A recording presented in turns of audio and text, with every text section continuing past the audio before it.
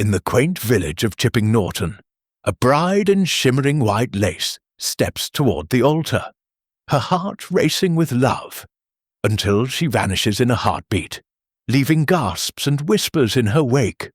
Miss Jane Marple, with her sharp eyes and quiet wisdom, unravels a web of secrets, a burned letter, a hidden past, and a truth that sent Eleanor Langley fleeing from her own wedding. And as clues emerge, a torn diary page, lilies on a grave, a stranger in the shadows, Miss Marple reveals a tale of love betrayed and trust reclaimed, proving that even in a village's stillness, the human heart hides the deepest mysteries. Chapter 1. The Village of Chipping Norton. The autumn sun cast a golden glow over Chipping Norton, a village of such unassuming charm that it might have been plucked from a painter's canvas. Its cobbled streets wound past ivy-clad cottages, a butcher's shop with a cheery red awning, and a post office where gossip was traded as freely as stamps. At the heart of the village stood St. Michael's Church, its ancient stone walls softened by time, and its spire a steadfast sentinel against the rolling Cotswold hills. Today, the church was festooned with garlands of white roses and trailing ivy, for it was to host the wedding of Miss Eleanor Langley, heiress to the Langley textile fortune, and Mr. Charles Haverford, a barrister whose arrival from London had set many a heart aflutter. Inside the church, the air was thick with the scent of beeswax and anticipation. The pews, polished to a gleam, were filled with villagers in their Sunday best, farmers' wives in starched bonnets, shopkeepers in stiff collars, and the occasional squire smoothing his waistcoat. The organist, a nervous young man named Mr. Phipps, practiced a tentative rendition of Mendelssohn, his fingers stumbling over the keys as if aware of the weight of the occasion. At the front near the altar stood the groom, Charles Haverford, his dark suit impeccably tailored, though his hands betrayed a slight tremor as he adjusted his cufflinks. His eyes, a striking shade of hazel, flickered toward the door with a mixture of eagerness and unease. Miss Jane Marple sat in the third pew, her small, neat figure almost lost among the taller guests. Her invitation had come through a distant familial tie. Her cousin, long deceased, had been Eleanor's mother, and she had accepted it with her usual quiet curiosity. Her hands rested lightly on a prayer book, though her knitting bag, a constant companion, lay discreetly at her feet. Her pale blue eyes, sharp as a hawk's, took in every detail. The way Mrs. Carver, the village dressmaker, whispered excitedly to her neighbour, the stiff posture of Mr. Reginald Langley, Eleanor's father, whose stern features softened only when he glanced at the empty aisle, and the faint frown on the face of Miss Clara Langley, the bride's aunt, whose disapproval of the match was no secret. Miss Marple's lips curved slightly. Weddings, she reflected, were a microcosm of human nature. Hope and ambition, love and envy, all laid bare in the space of an hour.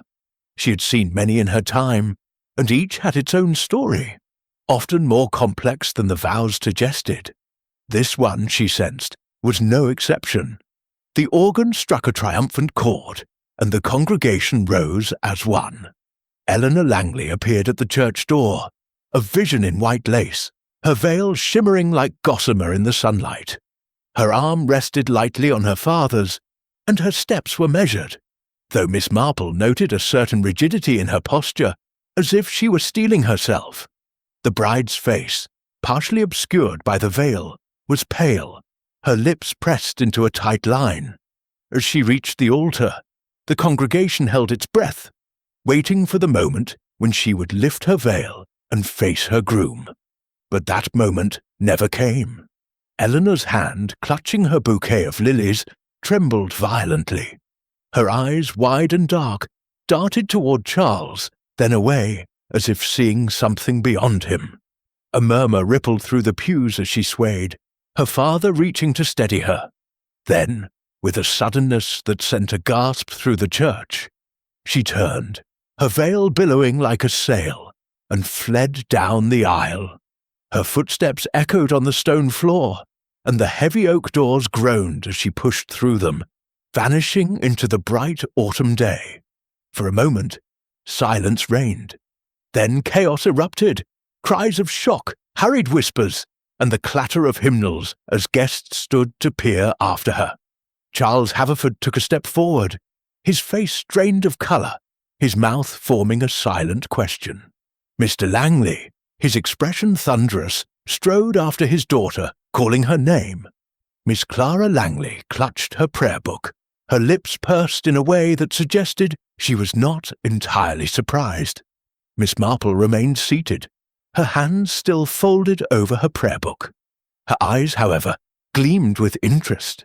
"How very extraordinary," she said softly to herself.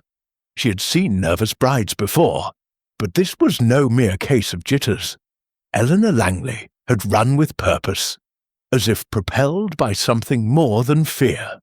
Miss Marple's mind, quick and precise, began to turn over the possibilities, like a spinner sorting threads. A secret, perhaps? A revelation? Or something darker, hidden beneath the village's tranquil surface? As the congregation spilled out into the churchyard, buzzing with speculation, Miss Marple rose, smoothing her skirt. She would take tea at the vicarage later, she decided, where tongues would surely wag. For now, she cast one last glance at the altar, where Charles Haverford still stood, alone and staring, as if waiting for a bride who might never return. Chapter 2. The Empty Bridal Chamber. The village of Chipping Norton, so serene under its autumnal veil of gold and russet, had transformed into a hive of agitation by midday. The abrupt flight of Eleanor Langley from St. Michael's Church had ignited a firestorm of whispers, each villager adding their own embroidery to the tale. Had the bride been jilted? Had she discovered some scandal about her groom? Or was it, as the more fanciful suggested, a ghostly premonition that drove her from the altar? The tea-shops and market square hummed with theories, but answers remained as elusive as the bride herself. Miss Jane Marple, having lingered in the churchyard to observe the flurry of departing guests, made her way to Langley Hall, the imposing Georgian manor where Eleanor had prepared for her wedding. The invitation to call had come from Mrs. Harmon, the vicar's wife, who insisted Miss Marple join her for tea to discuss the morning's drama. Miss Marple, ever attuned to the undercurrents of village life, accepted with a polite smile, her knitting bag tucked under her arm. She knew that tea at the vicarage would yield more than scones. It would offer a window into the village's collective mind. Langley Hall stood at the edge of Chipping Norton, its stone facade softened by climbing roses, and flanked by lawns that swept toward a copse of ancient oaks. As Miss Marple approached, she noted the bustle of activity, servants hurrying to and fro, a police constable stationed at the gate, and Mr. Reginald Langley's motor car parked haphazardly, as if abandoned in haste. The side gate, rarely used, caught her eye. It hung slightly ajar, its latch gleaming in the sunlight. Beside it, in the gravel path, was a faint scuff mark, narrow and curved, suggesting the hurried passage of a woman's shoe. Miss Marple paused, her sharp eyes narrowing. "Curious," she murmured, committing the detail to memory. Inside, the hall was a study in controlled chaos. Inspector Craddock, a brisk man with a penchant for order, had arrived from the county police to oversee the search for Eleanor. He stood in the grand hall, his notebook open, questioning a tearful maid who had helped the bride dress. Miss Marple, admitted as a family acquaintance, was permitted to view Eleanor's bridal chamber, a spacious room overlooking the gardens. The air still held the faint scent of lavender water, but the scene was one of disarray. The wedding gown, a cascade of white silk and lace, lay crumpled across an ottoman, as if discarded in a moment of panic. A single pearl earring, its mate missing, glinted on the Persian rug, its delicate clasp bent as though torn from the wearer's ear. Eleanor's travelling bag, coat and shoes were gone, suggesting a planned departure, yet the room felt oddly staged, as if meant to tell a story. Miss Marple's gaze lingered on the dressing table, where a silver-backed mirror reflected the room's disquiet. A powder puff lay askew, and a small vial of perfume had tipped over, its cap missing. She noted the absence of any note or letter, a curious omission for a bride who had fled so dramatically. She left in haste, Miss Marple remarked to Inspector Craddock, who was jotting notes with a furrowed brow. But not, I think, without purpose. The inspector, accustomed to Miss Marple's cryptic observations, nodded absently. We've searched the grounds and sent men to the railway station. No sign of her yet. Mr. Langley insists she was happy, devoted to Haverford. It makes no sense. Miss Marple's lips pursed. Sense, Inspector, is often a matter of perspective. People do not vanish into thin air. They go somewhere, and they go for a reason. At the vicarage, tea was served in Mrs. Harmon's cosy parlour, where the fire crackled and the scent of freshly baked scones mingled with the tang of bergamot. Mrs. Harmon, a plump woman with an irrepressible enthusiasm for gossip, poured tea with a trembling hand. "It's like something out of a novel," she exclaimed, passing Miss Marple a cup. One moment, Eleanor was radiant, walking down the aisle, and the next, poof, gone. Poor Charles Haverford looked as if he'd been struck by lightning. And Mr. Langley, oh, he was furious, shouting for her to come back. What could have made her run? Miss Marple sipped her tea, her eyes thoughtful. Fear, perhaps, or knowledge. Brides do not flee without cause, Mrs. Harmon. Something or someone changed her mind at the last moment. Mrs. Harmon leaned forward, her voice dropping to a conspiratorial whisper. There's talk, you know. Some say Charles Haverford isn't all he seems. He's only been in Chipping Norton 6 months, swept Eleanor off her feet in no time, and Miss Clara Langley, she never liked him, called him a fortune hunter, though she'd never say so to Mr. Langley's face. Miss Marple's knitting needles, which had appeared as if by magic, clicked rhythmically. Miss Clara is observant, she said softly, but observation can be coloured by prejudice. We must look at the facts. The facts, as Miss Marple pieced them together, were tantalizingly sparse. Eleanor, at 24, was the sole heiress to her late mother's fortune, a sum held in trust until her marriage. Charles Haverford, charming and ambitious, had arrived in the village under the patronage of a London acquaintance, a Mr. Percival Fortescue, who had ties to the Langley family.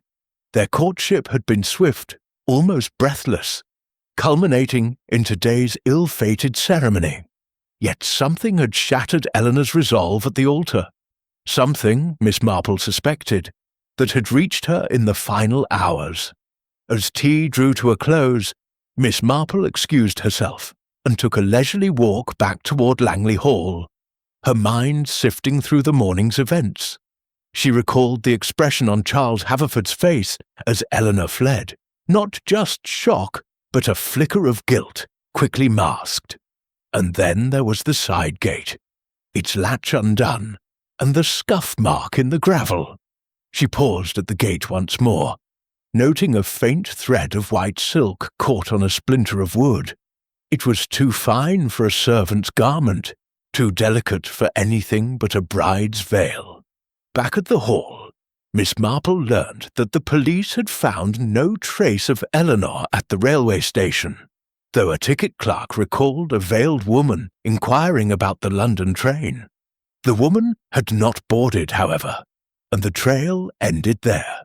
Miss Marple's mind turned to the crumpled gown, the missing coat, the single earring. She meant to be seen leaving, she murmured, but not to be followed. As dusk settled over Chipping Norton, Miss Marple returned to her temporary lodgings at the Red Lion Inn, where Charles Haverford had also taken a room. In the lounge, she overheard a barmaid polishing glasses mention a curious incident. The previous evening Charles had received a letter, its envelope unmarked. He had read it in haste, his face paling, before tossing it into the fire. "Looked like a man who'd seen a ghost," the barmaid whispered to her colleague. Miss Marple's needles paused mid-stitch. A letter, burned in haste, a bride, vanished in panic. The threads of the puzzle were beginning to align, and she sensed that the truth, like the scuff mark in the gravel, lay just out of sight, waiting to be uncovered by a patient hand. Chapter 3. The Groom's Secret. The following morning, Chipping Norton awoke to a sky bruised with clouds, as if the weather itself mirrored the village's unease. The mystery of Eleanor Langley's disappearance hung over the cobbled streets like a mist, seeping into every conversation. At the Red Lion Inn, where Miss Jane Marple had taken a modest room, the taproom buzzed with theories over pints of ale and plates of shepherd's pie. The barmaid, a sharp-eyed girl named Polly, recounted the bride's flight to anyone who would listen, embellishing the tale with each retelling. Miss Marple, seated in a corner with her knitting, listened without comment, her needles clicking a steady rhythm as she absorbed the village's pulse. Her thoughts, however, were fixed on Charles Haverford, the groom left stranded at the altar, a man of 32, with a barrister's polish and a smile that had won Eleanor's heart in mere months. He was both the centre of the village's sympathy and its suspicion. Miss Marple had noted his demeanour in the church, his trembling hands, the fleeting shadow of guilt in his hazel eyes. There was something about him, she thought, that did not quite fit the role of the bereft fiancé. Her years of observing human nature had taught her that charm, like a well-cut suit, could conceal as much as it revealed. After breakfast, Miss Marple made her way to the post office, a cramped shop where the air smelled of ink and sealing wax. Miss Tabitha Finch, the postmistress, was a wiry woman with a memory for every letter and parcel that passed through her hands. Over a cup of weak tea, Miss Marple steered the conversation toward Charles Haverford. "A newcomer, of course," Miss Finch said, her lips pursing. "Arrived in spring, introduced by that Mr. Fortescue from London. A friend of the Langleys, they say, though I never saw him visit before. Charles took rooms at the Red Lion, then started calling at Langley Hall. Next thing we knew, he and Miss Eleanor were engaged." Miss Marple nodded, her eyes bright with interest. "A swift courtship," she remarked. "Did he receive much post? A man of his profession must have many correspondents." Miss Finch's nose twitched as if scenting gossip. "Not much, now you mention it. A few letters from London, legal matters, I suppose. But there was one just 2 days ago, hand-delivered, no postmark. I saw him take it from a lad at the inn. Looks like it startled him." Miss Marple's needles paused. "Hand-delivered," she repeated softly. "How very interesting." Later that morning, she found Charles Haverford in the lounge of the Red Lion, nursing a glass of brandy despite the early hour. His face was haggard, his tie slightly askew, a far cry from the polished figure at the altar. Miss Marple approached with her usual tact, offering condolences with a warmth that invited confidence. "Such a shock, Mr. Haverford," she said, settling into a chair opposite him. "I do hope Miss Langley is found soon." Charles's eyes met hers, then darted away. "I don't understand it," he said, his voice low. "We were happy. She was radiant, excited for the future. Last night, we walked in the gardens at Langley Hall, and she spoke of our life together. Then this." His hand tightened around the glass. Miss Marple's gaze softened, but her mind was sharp. "The heart is a curious thing, Mr. Haverford. Sometimes it sees what the eyes do not. Perhaps something troubled her, something she could not share." He flinched, almost imperceptibly, and Miss Marple noted it. She changed tack, her tone light. You must find Chipping Norton quite different from London. A quieter life, I imagine, though no less full of surprises." He managed a weak smile. "It's peaceful. A good place for a fresh start. Eleanor loved it here. Her home, her family. I thought I could make her happy." Miss Marple inclined her head, as if satisfied, but her mind was racing. A fresh start, he had said. The phrase lingered, suggesting more than a change of scenery. As she rose to leave, she caught sight of Polly the barmaid, polishing a tray nearby. The girl's eyes flicked toward Charles, then away, her expression guarded. Miss Marple made a mental note to speak with her later. That afternoon she strolled through the village, her umbrella shielding her from a light drizzle. Her path took her past the chemist's shop, where she paused to purchase a packet of lavender sachets, more for conversation than necessity. Mr. Grayson, the chemist, was a talkative man, eager to share his observations. "Poor Miss Eleanor," he said, shaking his head. "Everyone thought it was a perfect match, but I heard Miss Clara Langley say Mr. Haverford was too keen on the Langley fortune. Mind you, she's never liked him." Miss Marple's eyes twinkled. "Miss Clara is protective of her niece, no doubt, but money can complicate even the truest affection." Mr. Grayson nodded sagely. "True enough, and there's plenty of money where Miss Eleanor's concerned. Her mother's trust, you know, comes to her upon marriage. A tidy sum, they say." As Miss Marple left the shop, her thoughts turned to the burned letter Polly had mentioned. A hand-delivered note, read and destroyed in haste. She recalled a case from her youth, in a village not unlike Chipping Norton, where a letter had unravelled a seemingly perfect engagement. The memory sharpened her resolve. Charles Haverford, she suspected, was hiding something. A debt perhaps, or a past indiscretion.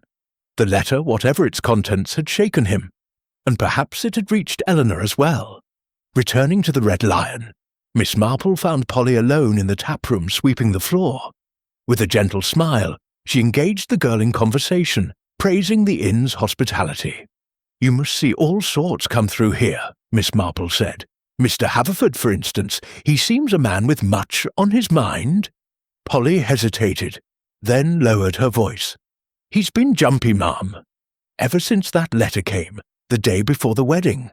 I saw him read it by the fire, his face white as chalk.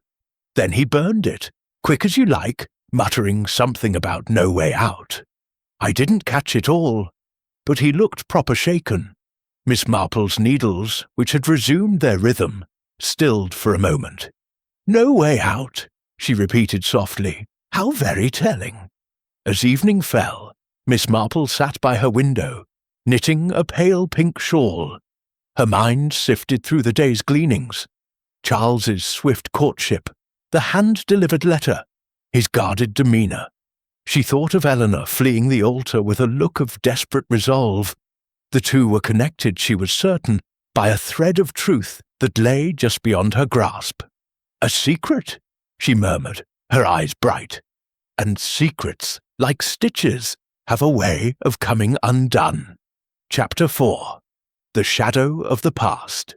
The drizzle that had begun the previous day had settled into a steady rain, cloaking Chipping Norton in a grey veil that seemed to mirror the village's sombre mood. The mystery of Eleanor Langley's disappearance remained unresolved, and the villagers, though still abuzz with speculation, had begun to lower their voices, as if the weight of the unknown pressed upon them. Miss Jane Marple, undeterred by the weather, sat in her room at the Red Lion Inn, her knitting needles moving with quiet precision as she pondered the threads of the case, the burned letter, Charles Haverford's guarded demeanour, and the scuff mark by the side gate at Langley Hall. All pointed to a story far more complex than a simple case of bridal nerves. That morning, Miss Marple decided to pay a call on Miss Clara Langley, Eleanor's aunt, who resided at Langley Hall. Clara, a spinster of formidable presence, was known for her sharp tongue and sharper opinions, particularly regarding her niece's choice of husband. Miss Marple, dressed in a sensible tweed coat and carrying her ever-present umbrella, made her way through the village, noting the way the rain had turned the cobbled streets slick and treacherous. She passed the church, where the roses from the wedding still clung to the railings, now wilted and forlorn, and felt a pang of sympathy for the young bride who had fled so precipitously. At Langley Hall, Miss Marple was ushered into a drawing-room heavy with the scent of beeswax and old money. The furniture was mahogany, polished to a gleam, and the walls were adorned with portraits of stern-faced Langleys, their eyes seeming to follow her as she took a seat. Clara Langley entered, her posture rigid, her grey hair pulled tightly into a bun. She wore a high-necked dress of severe black, as if mourning the wedding that never was. "Miss Marple," she said, her voice clipped, "I suppose you've come about Eleanor. The whole village is talking of nothing else." Miss Marple inclined her head, her expression one of gentle concern. "It is a distressing matter, Miss Langley. I thought, as a friend of the family, I might offer any small assistance. You were close to Eleanor, I understand." Clara's lips tightened.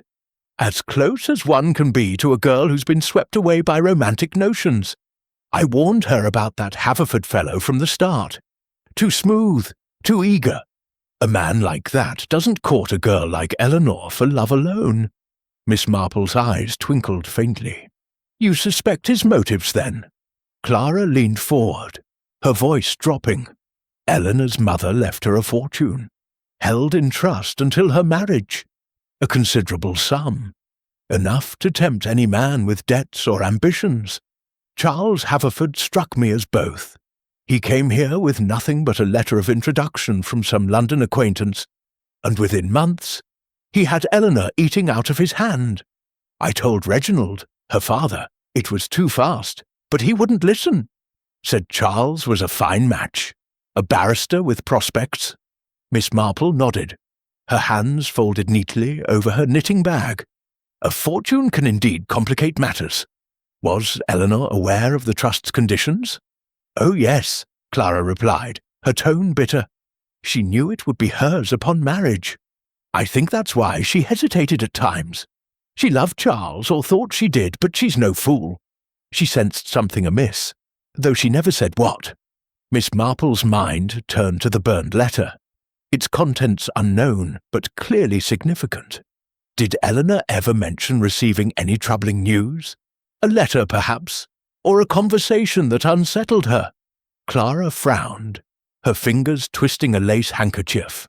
Not directly, but the day before the wedding, she was quieter than usual. I found her in the garden staring at the roses, as if lost in thought. When I asked what was wrong, she only said she needed to be sure. Sure of what, I don't know. After taking her leave, Miss Marple walked slowly through the grounds of Langley Hall, her umbrella shielding her from the rain. She paused by the churchyard, adjacent to the estate, where the graves of the Langley family lay in orderly rows. Her eyes fell on the headstone of Eleanor's mother, Margaret Langley, who had died 10 years prior. A fresh bouquet of lilies rested against the stone, their petals glistening with rain. A small card, tucked among the flowers, bore the simple inscription, "Always remembered." Miss Marple bent closer, noting the elegant slanting handwriting. It was strikingly similar to the script she had glimpsed on a note Charles Haverford had scrawled at the Red Lion, requesting a brandy. She straightened, her mind racing. A man did not leave flowers on his fiancée's mother's grave unless prompted by sentiment or calculation. Had Charles placed the lilies there to curry favour, or to conceal a deeper connection? Miss Marple recalled a case from her youth, in a village much like this one, where a suitor's devotion had masked a tangled past. The memory sharpened her focus. That afternoon she joined Mrs. Harmon for tea at the vicarage, where the conversation inevitably turned to Eleanor's disappearance. Mrs. Harmon, her eyes wide with excitement, recounted a rumour from the butcher's wife. A stranger had been seen in Chipping Norton the week before the wedding. A man in a dark overcoat who had asked questions about the Langley family at the local pub. No one knew him, Mrs. Harmon said, buttering a scone. He stayed one night at the Blue Boar and left before dawn. Do you think he could be connected? Miss Marple's needles clicked softly. Strangers often bring news, Mrs. Harmon. And news, in a village, has a way of finding its mark. As she left the vicarage, Miss Marple's thoughts returned to the lilies and the burned letter. She pictured Eleanor, pale and resolute, fleeing the altar. Something had reached her in those final days. Something that shattered her trust. The handwriting on the card suggested Charles was more than a newcomer to the Langley circle. But what? A debt, a scandal, or a secret older than his courtship? Back at the Red Lion, Miss Marple lingered in the lounge, hoping to catch another glimpse of Charles. He was absent, but Polly the barmaid was wiping down tables, her expression wary. Miss Marple approached with a smile. "You've been so kind, Polly, keeping the inn so welcoming. I imagine Mr. Haverford appreciates it, with all he's been through." Polly's hands stilled. "He's keeping to himself, ma'am. Barely eats, just sits by the fire staring. I heard him mutter something last night about debts and no way to pay. Sounded desperate." Miss Marple's eyes gleamed. "Debts?" she repeated softly. "How very unfortunate." As she retired to her room, Miss Marple sat by the window, her knitting a soft counterpoint to the rain outside. The pieces of the puzzle, Charles's past, the stranger, the lilies, the letter, were beginning to form a pattern. She thought of Eleanor, a girl caught between love and doubt, and of Charles, a man whose charm concealed a shadow. "The past," she murmured, "has a way of catching up, no matter how fast one runs." Chapter 5. A Clue in the Woods. The rain had ceased by the morning of the third day since Eleanor Langley's dramatic flight from St. Michael's Church, leaving Chipping Norton bathed in a crisp autumn light. The village, though still abuzz with speculation, had settled into a rhythm of organised concern.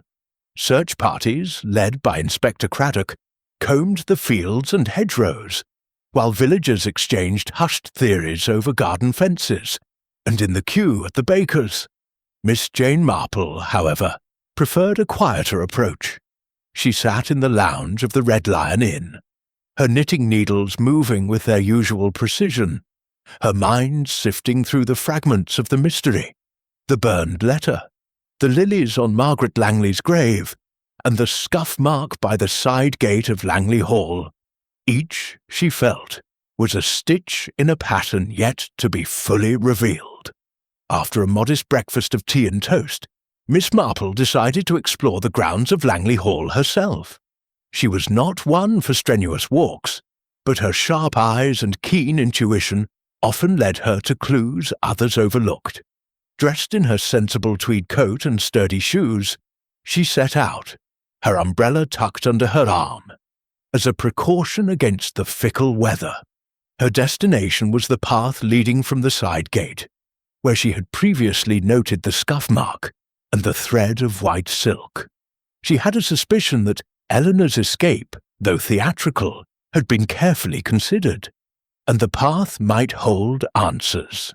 The side gate, tucked behind a row of yew trees, was as she had left it, slightly ajar, its latch gleaming in the sunlight. Miss Marple paused to examine the gravel path once more. The scuff mark was still visible, though softened by the rain, its curved shape suggesting a woman's shoe, perhaps in haste. She followed the path as it wound through the estate's grounds, past manicured lawns, and toward a copse of ancient oaks that marked the boundary between Langley Hall and the open countryside. The air was fresh, scented with damp earth and fallen leaves, and the silence was broken only by the distant call of a rook. As she entered the copse, Miss Marple's eyes caught a glimmer of white among the brambles. Stooping carefully, She retrieved a scrap of lace, delicate and finely woven, its edges frayed as if torn. It was unmistakably part of a bridal veil, identical to the silk thread she had found on the gate. She tucked it into her pocket, her mind racing. "Eleanor passed this way," she murmured, "but not by chance." She continued along the path, which narrowed as it approached a stile leading to a public footpath. Here the ground was softer, and she noted faint impressions in the mud, footprints too small for a man's, leading toward the village outskirts. Miss Marple's lips pursed. The footprints suggested purpose, not panic. Eleanor had not been running blindly. She had a destination in mind. Her musings were interrupted by the approach of Tom Bates, a groundskeeper at Langley Hall, who was trudging through the copse with a rake over his shoulder. He tipped his cap, his weathered face creased with worry. "Morning, ma'am," he said. "You're out early. Looking for Miss Eleanor, like the rest." Miss Marple smiled gently. "In my own way, Mr. Bates. This path, is it much used?" "Not often," he replied, scratching his chin. "It's a short cut to the railway station, but most folk take the main road. Funny thing, though, I saw a lass in a dark coat hurrying this way on the morning of the wedding.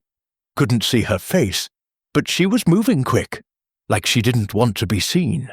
Miss Marple's eyes gleamed. "A dark coat, you say? And what time was this?" "Just after the church bells stopped.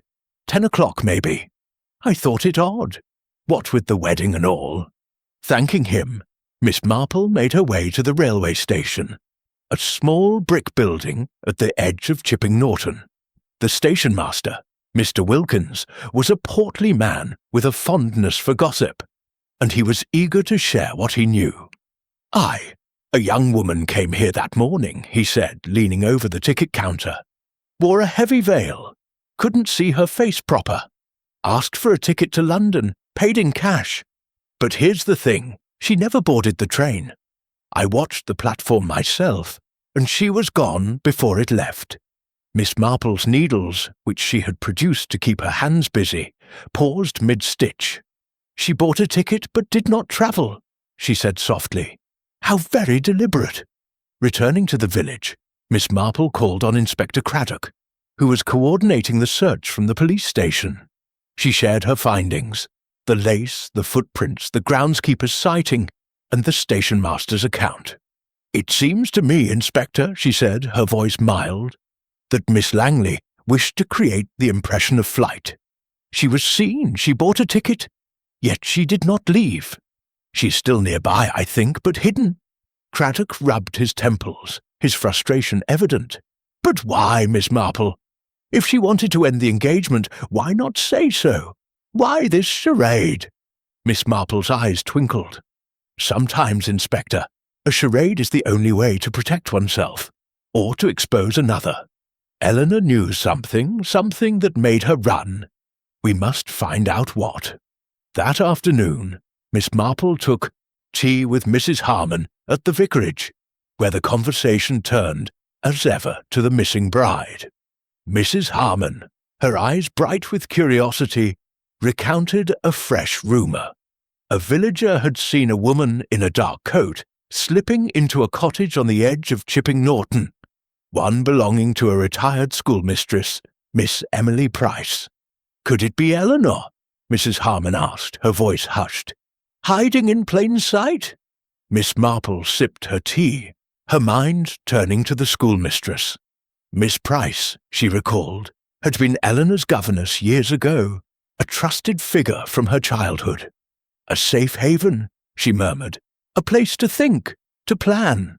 As she left the vicarage, Miss Marple's thoughts returned to the lace in her pocket and the footprints in the mud. Eleanor had fled, but not far. The veil, the ticket, the dark coat, all were part of a performance designed to mislead. But mislead whom? Charles Haverford, with his burned letter and whispered debts? Or someone else, lurking in the shadows of Chipping Norton? Miss Marple paused by the churchyard, her gaze falling once more on Margaret Langley's grave. The lilies, now drooping, seemed to whisper of secrets unspoken. Eleanor knew something, she said softly, her needles resuming their rhythm. And someone, I think, knew she knew. Chapter 6. The Letter That Never Was. The fourth day since Eleanor Langley's flight from St. Michael's Church dawned with a chill that settled over Chipping Norton, as if the village itself were holding its breath. The search parties had grown weary, their optimism fading with each fruitless sweep of the countryside, and even the most ardent gossips had begun to tire of rehashing the same theories. Miss Jane Marple, however, remained undeterred. Seated by the window of her room at the Red Lion Inn, her knitting a soft counterpoint to the ticking of the clock, she sifted through the clues that had accumulated like scattered leaves. The scrap of lace in the woods, the unused train ticket, the groundskeeper's sighting of a woman in a dark coat, and the persistent shadow of Charles Haverford's burned letter. Each pointed to a truth that lay just beyond reach. But Miss Marple was nothing if not patient. Her morning began with a visit to Langley Hall, where she had requested permission to examine Eleanor's bridal chamber once more. Mr. Reginald Langley, his face etched with worry and impatience, granted her request with a curt nod, though his scepticism was plain. "I don't see what you hope to find, Miss Marple," he said, his voice gruff. "The police have turned the room upside down. Eleanor's gone, and that's that." Miss Marple's eyes twinkled faintly. "Sometimes, Mr. Langley, it is the smallest things that speak the loudest." The bridal chamber, though tidied since her last visit, still bore an air of disquiet. The crumpled wedding gown had been hung away, but the single pearl earring remained on the dressing table, its bent clasp a silent testament to haste. Miss Marple's gaze fell on a small writing desk in the corner, its surface cluttered with hairpins and a silver inkstand. Among the items was a locked diary, its leather cover embossed with Eleanor's initials. She turned to Mr. Langley, who stood in the doorway, his arms crossed. "Might I see inside this?" she asked gently. "It may hold a clue to Eleanor's state of mind." With a sigh, Mr. Langley produced a key from a drawer and unlocked the diary, handing it to her with a look that suggested he expected little. Miss Marple opened it carefully, her fingers tracing the pages. The entries were written in Eleanor's neat, looping hand, filled with the mundane details of wedding preparations, fittings for her gown, choices of flowers, and fleeting mentions of Charles Haverford's attentiveness. "He makes me laugh," one entry read, "and I think I could be happy with him." Yet, as Miss Marple turned the pages, she noticed a curious anomaly. A single page, dated a week before the wedding, had been torn out, leaving only a jagged edge. She closed the diary, her mind alight. "A missing page," she murmured. What did Eleanor write that she could not bear to leave behind? Mr. Langley frowned. She was always scribbling in that thing. Probably tore it out in a fit of nerves. She was anxious, you know, about the wedding. Miss Marple nodded, but her thoughts were elsewhere. A torn page suggested deliberation, not nerves. Had Eleanor recorded a doubt, a fear, or a discovery she could not share? And had that discovery driven her from the altar? Leaving Langley Hall, Miss Marple made her way to the Red Lion, where she sought out Polly, the barmaid, who had proved a valuable if unwitting source of information. The taproom was quiet, the lunch hour yet to begin, and Polly was polishing glasses behind the counter. Miss Marple approached with her usual disarming smile. "You've such a keen eye, Polly," she said. "I wonder if you noticed anything more about that letter Mr. Haverford burned. Did he say anything else, perhaps when he thought no one was listening?" Polly hesitated, glancing over her shoulder as if to ensure they were alone. "Well, ma'am, I didn't want to speak out of turn, but after he burned it, he sat by the fire a long time, muttering to himself. I heard him say debts again, and something about no way to fix it now. He sounded trapped-like." Miss Marple's needles, which had appeared as if by magic, paused mid-stitch. "Trapped," she repeated softly, a most illuminating choice of words.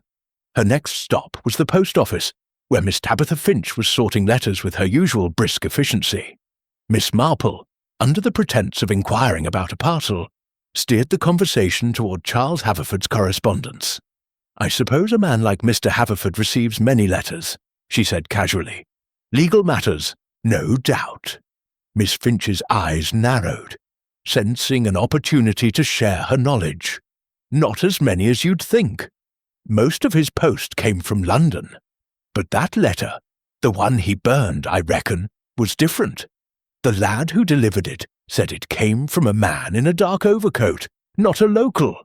Dropped it off and vanished, quick as you please." Miss Marple's mind turned to the stranger Mrs. Harmon had mentioned. Seen in the village the week before the wedding. A man in a dark overcoat, asking questions about the Langleys. Was he the bearer of the letter that had so unsettled Charles? And had its contents reached Eleanor, prompting her flight? That afternoon, Miss Marple joined Mrs. Harmon for tea at the vicarage, where the conversation, as ever, circled back to the missing bride.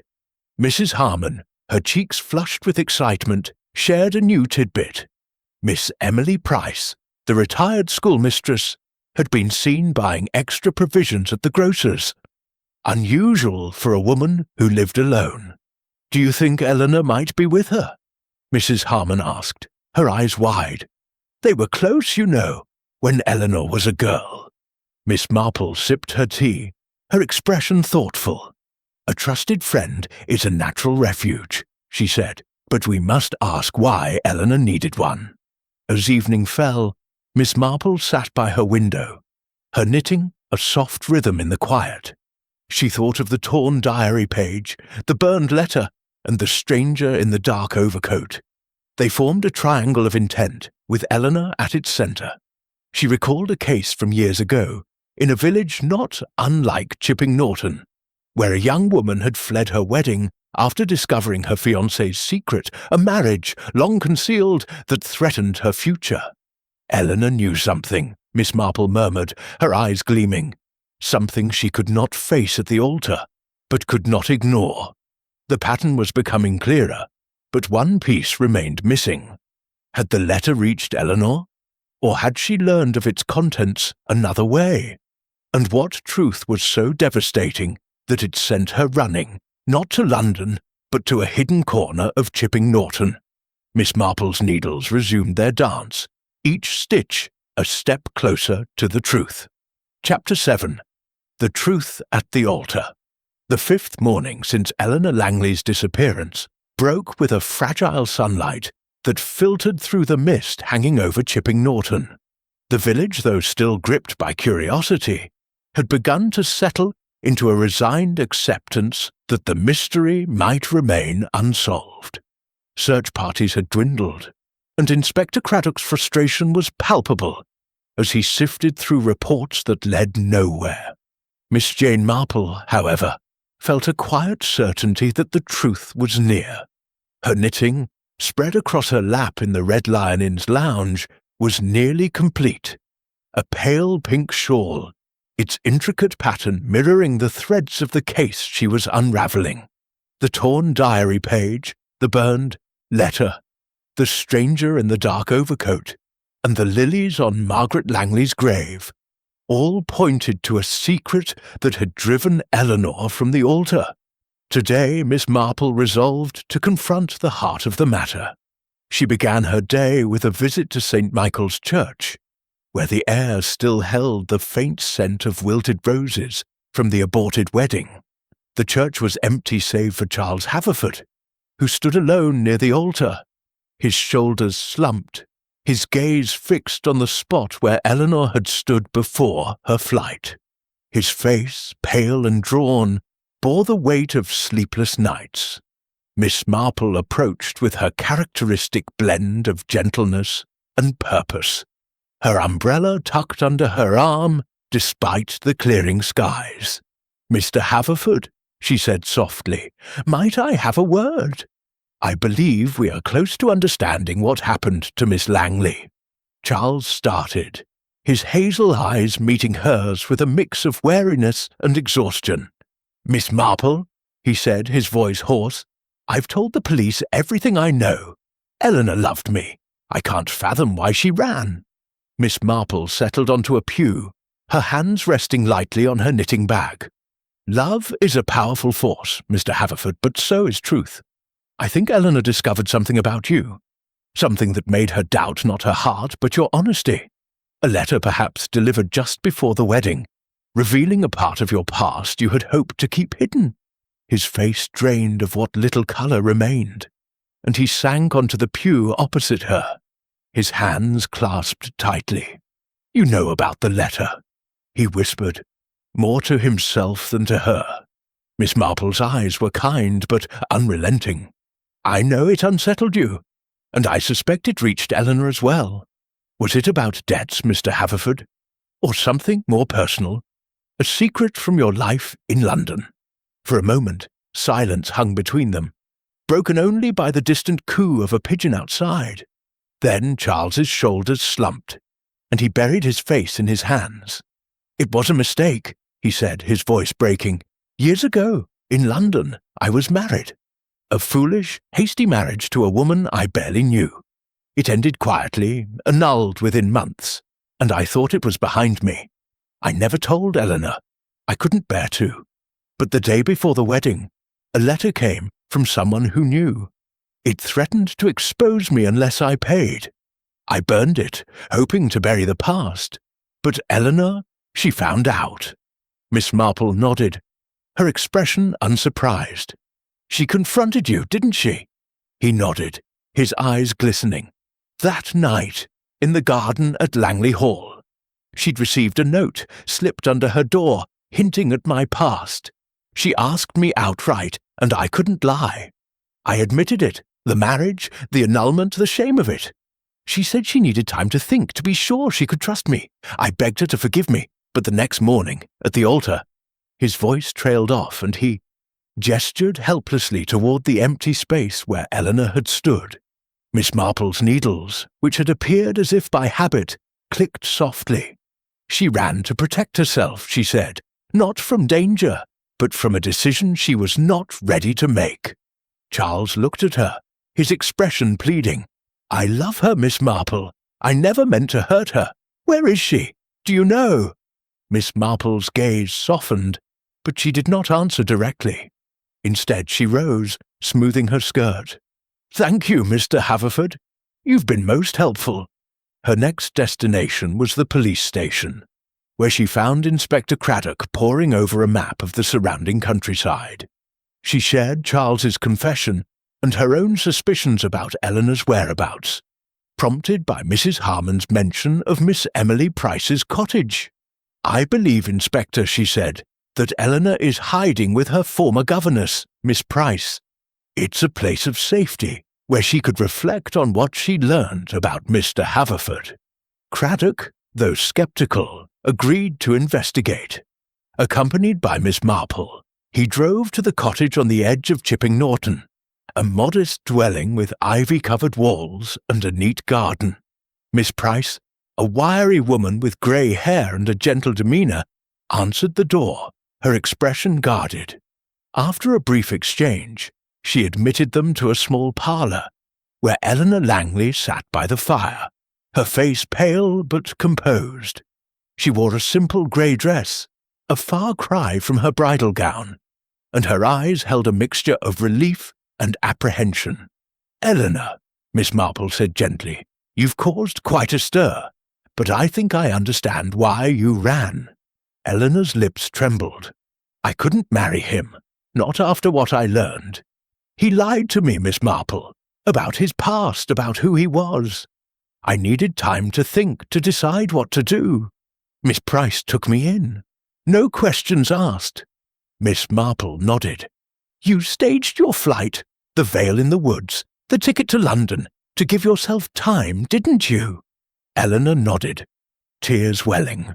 "I didn't want to shame Charles publicly, but I couldn't face the altar, not knowing he'd kept such a secret. I thought if I disappeared, I could sort it out quietly."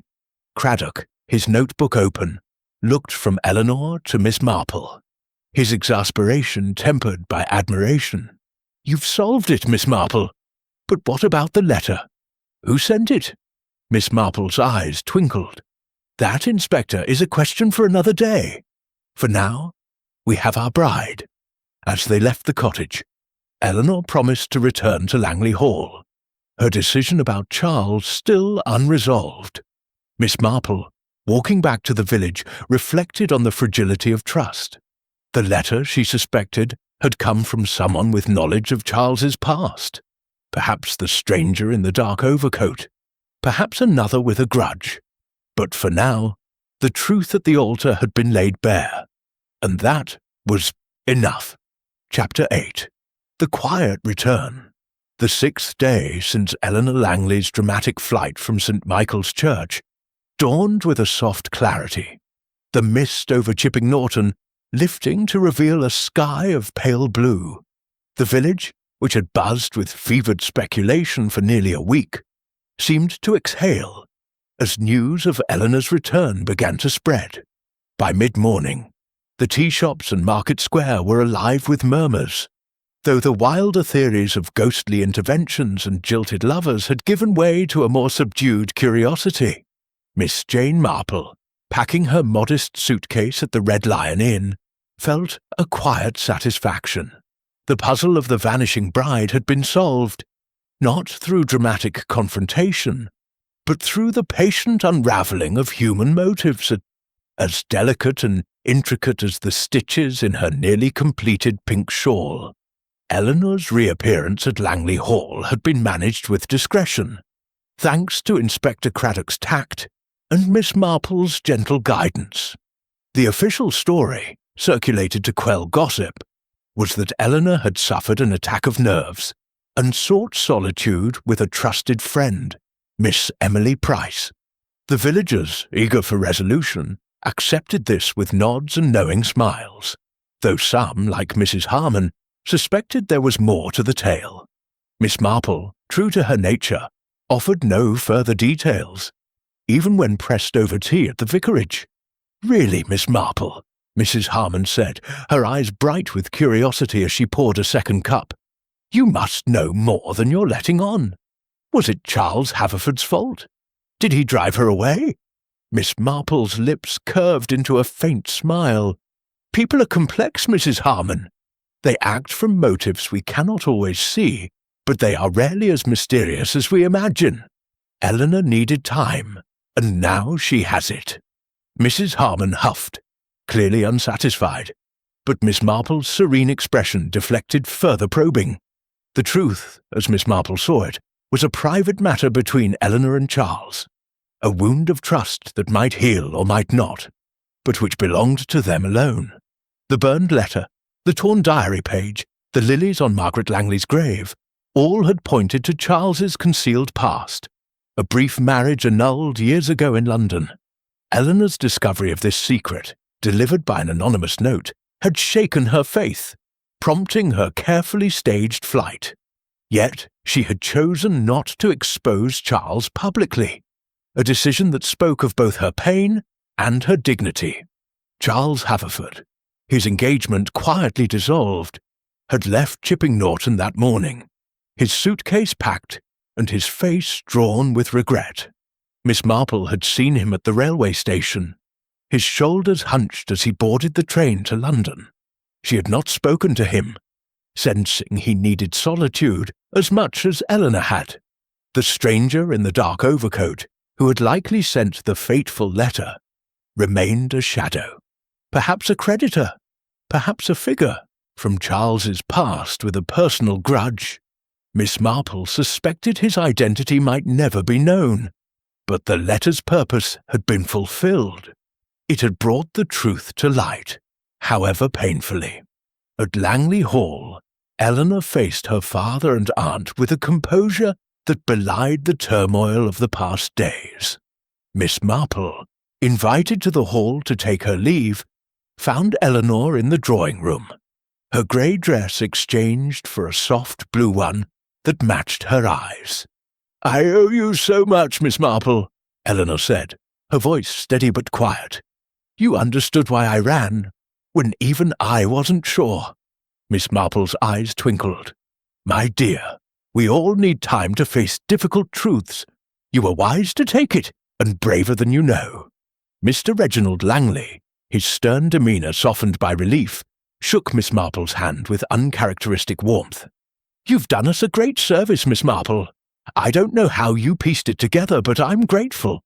Miss Clara Langley, however, remained silent, her sharp eyes studying Miss Marple, as if suspecting she knew more than she revealed. Miss Marple met her gaze with a serene nod, her thoughts turning to Clara's early suspicions of Charles. She had been right in part, but her disapproval had been coloured by protectiveness rather than insight. The truth, as always, lay in the details. As Miss Marple walked back to the Red Lion, her umbrella swinging lightly at her side, she passed the churchyard once more. The lilies on Margaret Langley's grave had been replaced with fresh ones, their white petals bright against the weathered stone. The card, she noted, bore no inscription this time, perhaps a sign that the past, for now, was at rest. She thought of Eleanor, who had fled not from fear, but from a need to reclaim her own certainty, and of Charles, whose charm had not been enough to outrun his secrets. At the station, as she waited for the train that would carry her back to her own village, Miss Marple reflected on the case. It had been one of the heart, not of crime, a puzzle solved not by evidence alone, but by understanding the quiet currents of human nature. She recalled a similar incident years ago, when a young woman had hesitated at the altar, not because of doubt, but because of a truth too heavy to bear in that moment.